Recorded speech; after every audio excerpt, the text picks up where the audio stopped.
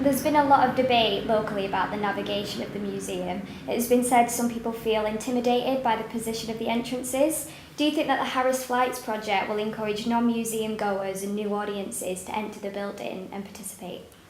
We're really excited by this project. A lot of people have said to me, we'd like to have seen those steps at the top of the Harris continue right the way down to the flag market, and this is, albeit a temporary chance to see how that works. I'm sure the listed building status of the museum would prevent us doing something like that permanently, but I'm sure it will encourage people to actually go into the Harris Museum and enjoy some of the exhibits that we've got in there. One of our Guild legacy projects was the history of Preston Gallery, and that is a fabulous experience, charting Preston through the ages with some quality exhibition material in a quality setting, and well worth a couple of hours of anyone's time to enjoy and reflect on, and perhaps find some memories in the recent history. Yeah. If I could just add to that, I think that I can understand that people might find museums intimidating, particularly if they've not been into them, if they're not regular visitors to museums, or they haven't been in the Harris. And it is a very imposing building. It's a fabulous building. It really is. But I can see that for some people they might be reluctant to go in. But this is a building that was designed and constructed for the people of Preston. When it was put there, its whole reason for being was to give access to ordinary people, anybody, not the great and the good, to see the best of what can be offered in the collections. And the collections are presented in a very accessible way.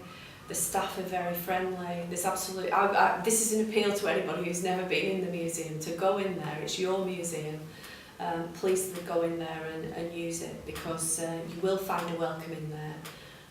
You will find spaces where you can sit and be quiet and reflect, but there are also the history. Every time I've been in the History of Preston Gallery, it isn't a quiet library-like space. It's a space where you've got kids and families, and you can press the button and make the moose make whatever noise mooses make. It's it's an interactive gallery. It's a place for people, not just for static exhibits. So and if you layer onto the top of that the fact that we have temporary exhibitions that come from time to time, some world-class exhibitions, and the Harris has a reputation for new media exhibitions, for digital and modern art and modern exhibitions, as well as the 19th century collections. That there really is a treasure chest in there if people can take the opportunity on a rainy day to go and have a look around.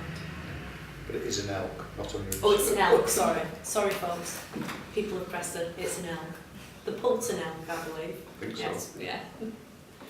Do you hope that the project will encourage debate about long-term fixtures and changes to the city? Yeah, I think I said earlier that we really believe that arts and culture, entertainment has got to be part of the future of the city centre. City centres have taken a blow in the last few years, partly because of the recession and austerity, but also because there are just changes going on in the way that people see city centres. None of us need to come into city centres anymore to shop for everything that we need. We're all keen on clicking the button and buying things off the internet. And Bernard, what are your thoughts on the creative community in Preston?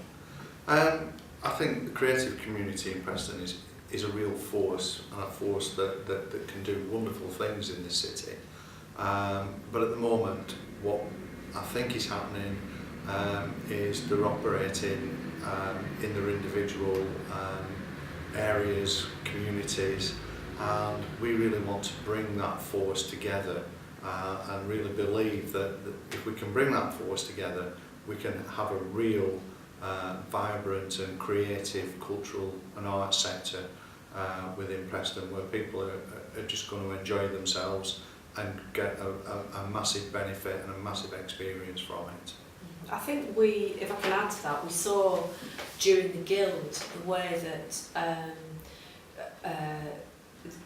creative people in Preston, both those who make a living from their creative enterprise and those that are in the community either pursuing a pastime or a hobby, they really created a lot of the programming for the Guild.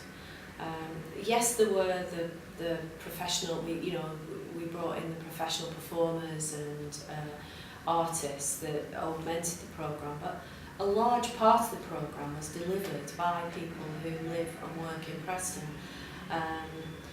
So we know that community is there, and what the council wants to do is to assist. It can't assist with lots of money because that money isn't there anymore. But that sense of, if we can all get on the same page and work together, then big things could be achieved in Preston. It could be quite a distinctive place, both in terms of audience experience, but also for people who want to make a living as the creative industries. We've got a very vibrant university that makes a huge contribution to that part of the life of the city, and we need to bring all that together, and it'll be stronger together. Just a thought on, there were a lot of ordinary people got involved in the Guild, and I'm sure they enjoyed themselves tremendously in that participation. And I think if they reflect back and think, why should this just happen once every 20 years? Let's make it happen every year. I guess that leads on to my last question really. Do you think that the project will help gain a national profile for the city?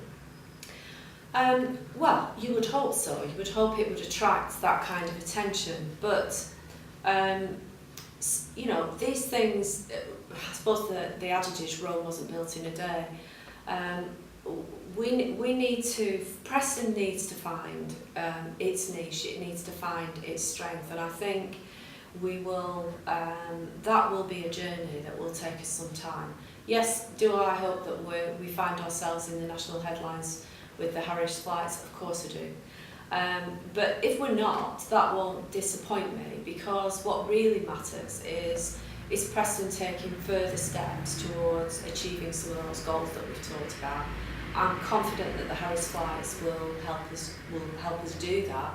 But this is it's a journey that we're travelling to get that engagement in arts and culture increasing, to get people really believing that these things can happen in Preston, which we know they can. I already believe it, and I think there are lots of people around, certainly the people that are involved within certain places believe it. So it's about getting that message out and continually growing that belief. If one day we turn around and realise that we've got a national profile, well, fine. But it's not the national profile that's the prize here. It's the engagement and enjoyment and participation and vibrant creative industry in the city that's the prize. And if people elsewhere notice, then that's great, isn't it? But let's see. So, come along, enjoy the Harris flights, and get involved in future events. That's great, thank you both.